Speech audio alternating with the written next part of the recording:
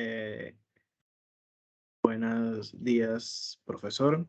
El día de hoy, mi grupo y yo tenemos el grado, el agrado. Continúa. Tú fluye, Sí, hermano, tú fluye, no te preocupes. eso ya después Acuérdate que a él le gustan los bloopers, así que tú Oh, sigue. freaks. Ahora sí, muy buenos días, profesor. El día de hoy tenemos el gusto y el agrado de presentar nuestra infografía, mapas mentales y glosarios sobre la conceptualización de las cargas axiales. El grupo está conformado por los compañeros Samuel Aguirres, Ariana Aparicio, Brisa Dunlap, Kevin Vigil y mi persona, Derek Thomas. Ok.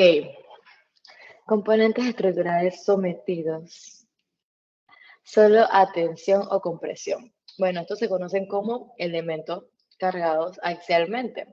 Entonces, podemos observar el primero que dice cambio de longitud de elementos cargados axialmente, que este se determina con el cambio de longitud de elementos cargados axialmente. Bueno, es conveniente iniciar con un resorte helicoidal.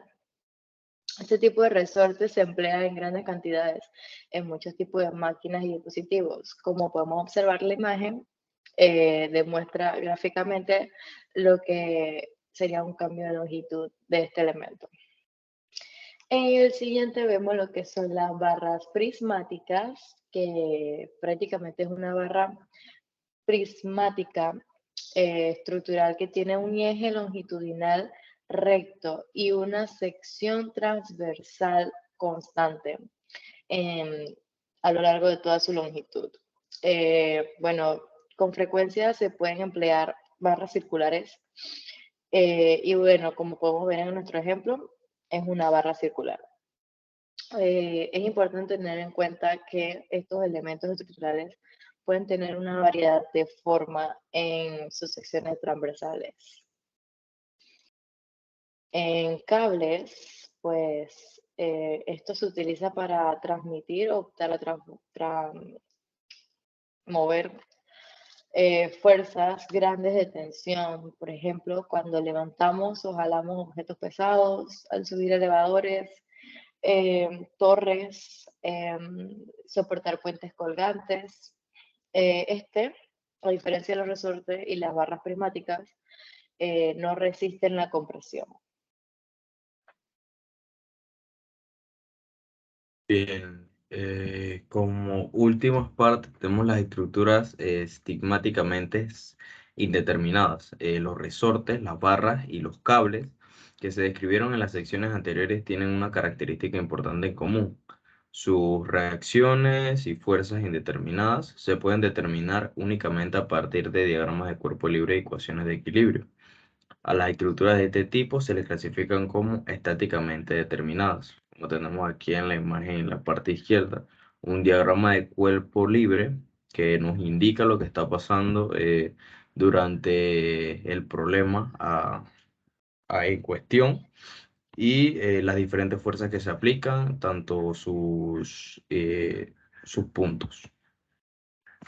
Como último tenemos los efectos térmicos desajustables y deformaciones previas. Las cargas externas no son las únicas fuentes de esfuerzos y deformaciones en una estructura. Otras fuentes incluyen los efectos térmicos que se originan por los cambios de temperatura. Desajustes que resultan de imperfecciones en la construcción y deformación previa que se producen por deformaciones iniciales, como tenemos en la imagen de la parte derecha tenemos la forma permanente, la forma temporal y otra forma que tenemos por la última parte.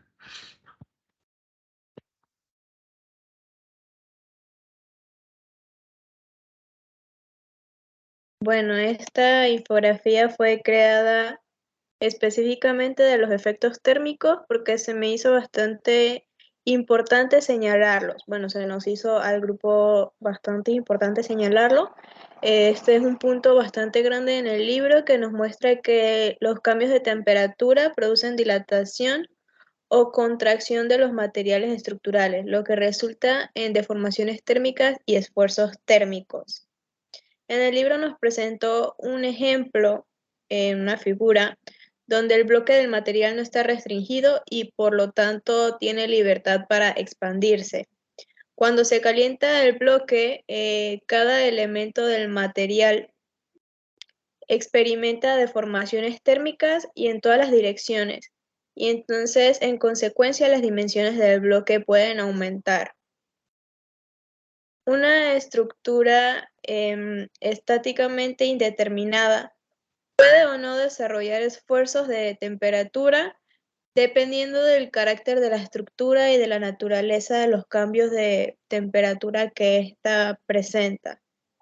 También en el libro nos señala que si algunas barras se calientan u otras no, se desarrollan esfuerzos térmicos, debido a que la configuración estáticamente indeterminada de las barras evita la dilatación libre. Para visualizar esta condición nos imaginamos que solo calienta una barra y conforme ésta se va alargando encuentra resistencia a las otras y por lo tanto se desarrollan esfuerzos en todos los elementos, como nos enseña la imagen.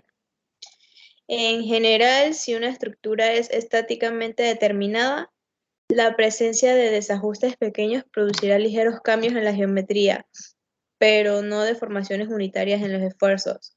En la imagen se muestran pequeños, pero bastantes ejemplos de esto. Y como último punto, tenemos los pernos y tensores de tornillo, que al preforzar una estructura se requiere que una o más de sus partes se alarguen o se compriman a partir de sus longitudes teóricas. Una forma simple para producir un cambio de longitud es apretar uno de estos ya dichos herramientas.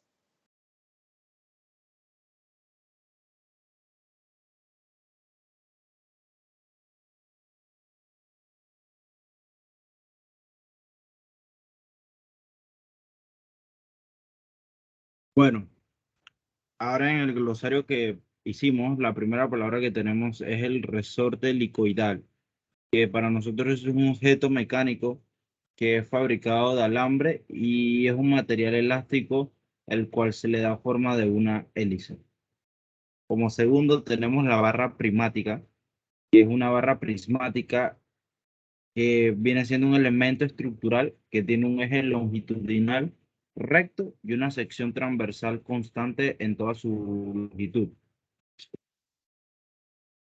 Como tercera palabra tenemos las deformaciones térmicas, que es cuando aumentamos la temperatura de un cuerpo, puede venir siendo un sólido o líquido, y este aumenta la agitación de las partículas que forman ese cuerpo.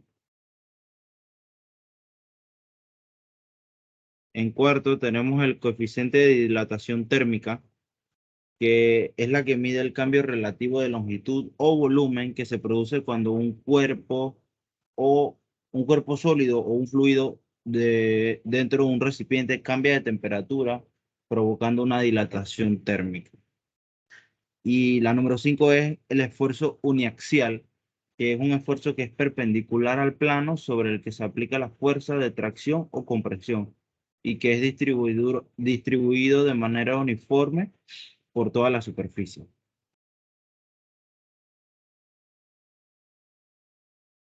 Bien, ahora yo les mencionaré las 5 restantes palabras del glosario. Tenemos lo que sería la carga dinámica. La carga dinámica es la carga que muestran importantes efectos dinámicos y son aquellos que con rapidez varían desde un valor nulo hasta su valor definitivo. Luego tenemos lo que sería la plasticidad perfecta, que es cuando un material, sea cual sea su valor de la tensión, en cualquier punto su superficie de fluencia no cambiará de forma ni de posición en el espacio abstracto de tensión.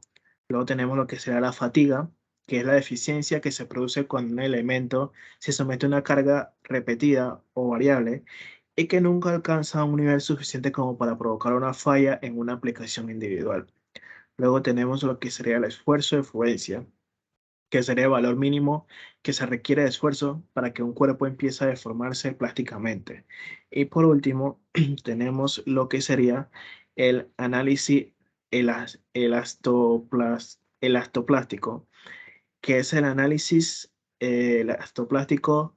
eh, el análisis elastoplástico da cuenta de lo que sería la no linealidad de un material.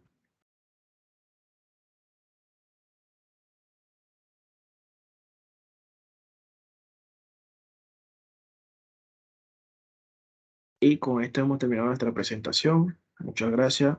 Que tenga un excelente día, profesor. Saludos.